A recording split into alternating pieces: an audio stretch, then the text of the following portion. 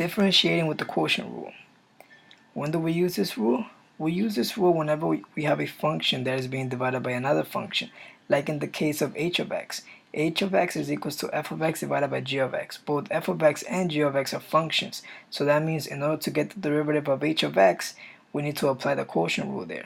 So the quotient rule tells us that we need to get the derivative of f of x, multiply it by g of x, then from that subtract f of x, multiply the derivative of g of x, all divided by g of x squared. Now below I've written some examples of functions that will require the use of the quotient rule when differentiating.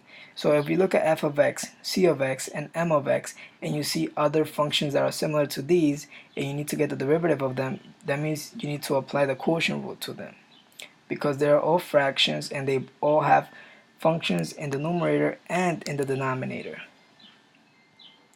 Let's look at an example. Example 1. If k of x is equals to x squared minus 2 divided by x minus 5, then k prime of x is equals to what? Now by looking at the structure of k of x, we could tell that we're going to have to apply the quotient rule here. Why? Because we have a function in the numerator and a function in the denominator. So we'll start off by first identifying f of x and g of x from k of x.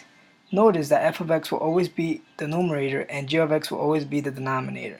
So in this case, our f of x is going to be equal to x squared minus 2, and our g of x is going to equal to x minus 5. After we identify f of x and g of x, we differentiate them, and we get, for f prime of x we get 2x, and for g prime of x we get 1. Now that we have all our data, what we can do is we can substitute those values into the quotient rule formula. After we do that, we end up with k prime of x, and that's going to be equal to 2x multiplied by x minus 5 minus x squared minus 2 multiplied by 1, all divided by x squared minus 10x plus 25.